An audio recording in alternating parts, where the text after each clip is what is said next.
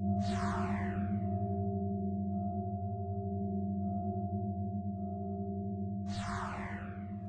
is the construction facility for the Aeroscraft Rigid Airship in Southern California.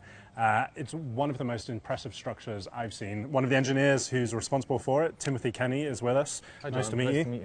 Thank you for showing us around. I mean, give us an idea of the scale here first. What size is this craft? This vehicle here is about 90 meters long. It's 27 meters wide and 30 meters tall. And it's roughly 27,000 cubic meters of envelope volume. So let's walk down it as we're talking, which helps give an idea of the scale.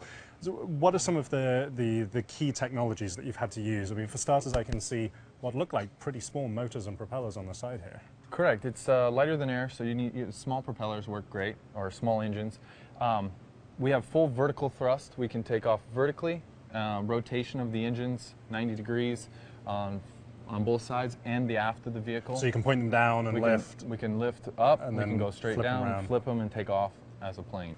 The craft is still in construction, and we can see where the skin has gone on over the top here, but we're standing basically where it's going to come down on this side. So we can still see some of the internals, including these huge white bags. Now they're a critical part of this ship, aren't they? Yeah, these white bags are the air expansion bags, and they're part of that buoyancy control system on this aircraft. Now, how does that actually work? Because you're doing that in a very clever way. Yeah, we have the overall volume of helium in the airship. We take some of that helium, compress it down into a tank, but since we're a rigid hull and solid structure, we have to bring in outside air and put it in these large airbags that you see here installed. So these are open to the outside, whereas the rest of it's sealed, so they'll fill up with air. Air's heavier than helium, the ship sinks down, and then when you want to take off again? When we take off again, we release that compressed air, and it automatically presses these and presses the air outside of these bags, back out to the atmosphere, and we become lighter than air. So these things will sort of breathe as you're going up and down? They just work like bladders, yes. They breathe in and out. And does that mean, you know, if you think back to olden days airships, you see these newsreel pictures of people throwing ropes over the side and people hauling them in or throwing sandbags over.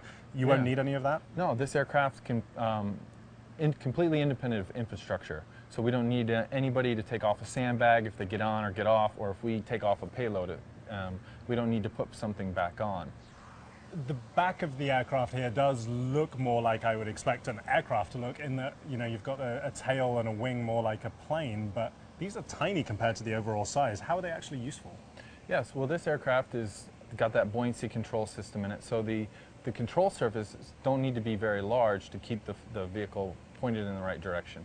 So because you can basically make it weigh nothing, you don't need that sort of 747 wingspan. You can get away with these tiny little ones. Yes, correct.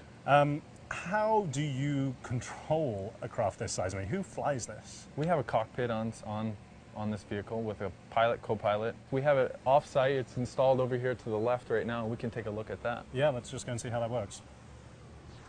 We're located in the cockpit, the pilot's chair right now. You can see here he has a full touchscreen in front of him. It displays all the engine controls, any parameters that are going on with the engine. He can also switch between multiple screens here and monitor the whole vehicle. So this screen here just monitors the buoyancy control system, and you can monitor any pressures or anything like that. So it's all designed to be as easy to fly as possible, but obviously right now we're still on the ground. This is all theoretical. When do you think we're actually going to see this vessel in the air? We're going to start doing flight testing end of December, end of the year.